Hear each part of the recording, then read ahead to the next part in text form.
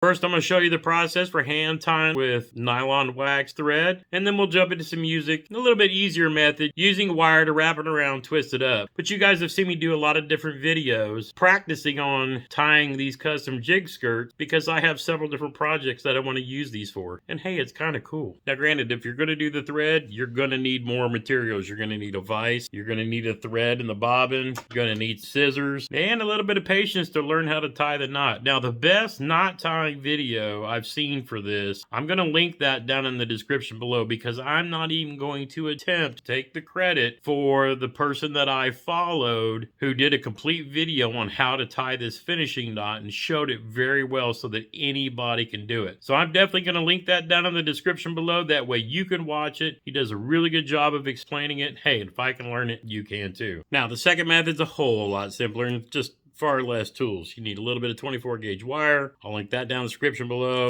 Pair of pliers, pair of cutters. Super simple. Not a whole lot of explanation there. Wrap it around.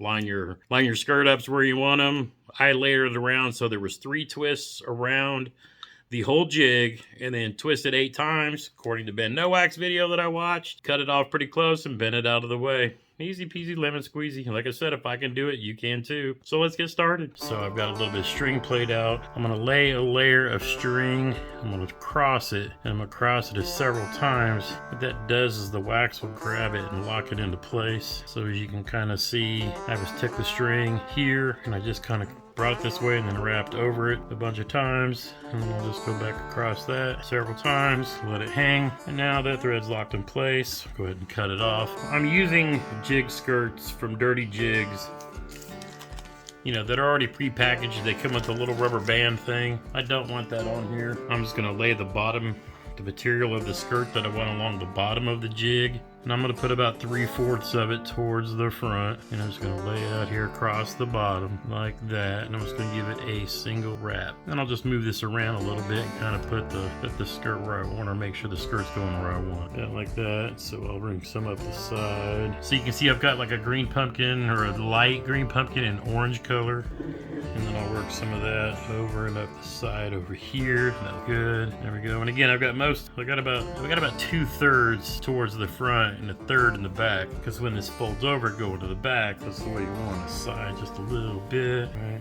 like that. Bring this a little bit up the side like that. Then I'm gonna lay this green pumpkin across the top and then down the side. Let this fall to either side of the hook and just kind of drop it down. I'm gonna bring the bulk of it to the front like that. Let it hang on both sides. Again, just give it one more wrap. Use kind of a loose wrap because that way I can kind of adjust it both ways. Bunch on the sides and the top here. Just kind of even it out.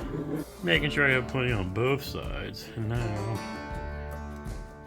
what I like to use is these little hair clips to kind of put everything together, get it out of my way.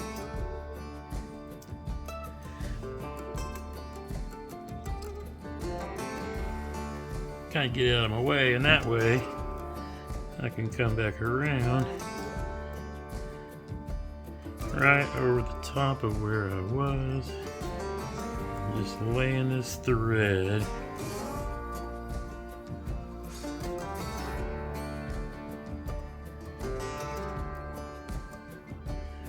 right on top of it. Alright, to finish this is pretty easy. You take 2 fingers, you leap over it, and you're going to twist it. You're going to lay it over that thread, bring it back around away from everything, twist it again and go right back over that same top spot. Feed everything back through, and then I like to guide it up, pull it tight, boom, there's your first finishing knot. Get that loop back over there, now come back over the top.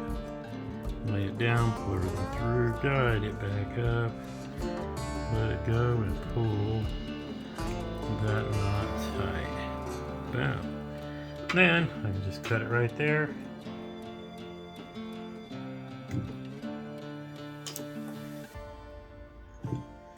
And that's pretty much it.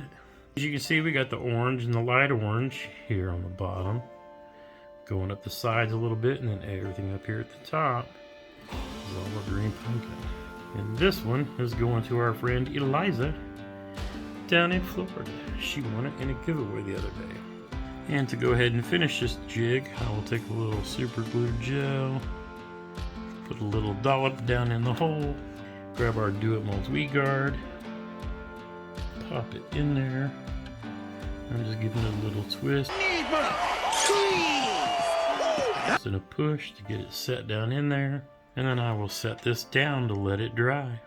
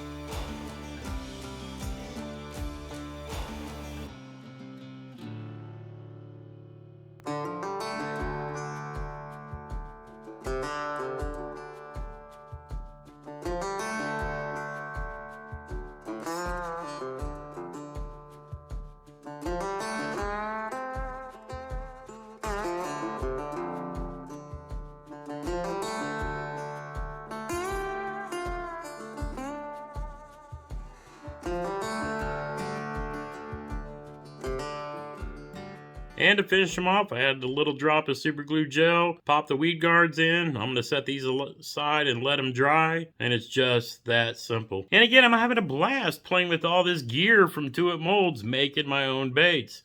Now I got a bunch of jigs. Now I got several different colors I'm going to do, and I'll be showcasing some of those on Instagram and maybe some different shorts and things like that as I go. But I got a good mix of decent colors. I don't throw a ton of colors when it comes to a jig. Normally, black and blue and something with a green pumpkin. I just don't get that much fanciness into it. However, I do really like this Bama Craw color that Do It Molds came out with recently. But down the road, we'll do some finesse jigs and some other bait. We're also going to do some more soft plastics because, hey, I got to have something to throw on the back of these jigs. So stay tuned. We're still in the process of building our tackle kit, so we have a complete fishing kit to go out and fish with. If you have any questions, comments, and hey, I love the tips and advice I get from everybody. When I do the football jigs, I'm going to implement some of the tips and tricks that people have advised me for making the painting process a little easier and a little better, something a little more high quality, if you will. So you have to stay tuned for that as well. I just don't see this ending. The more, when I actually get good at this, I'm actually got some cool things in mind that I want to try that could actually help me out in my tournaments down the road. But again, that's a little bit of ways away. I'm still a beginner, still trying to get better. Hit that thumbs up if you like videos like this. Drop me a comment down below. I'll pick a lucky winner for one of these jigs. One's already designated to Liza. It's going to her down in Florida, and that's due to one of our live streams. Until next time, get outside when you can and make some memories. One cast at a time.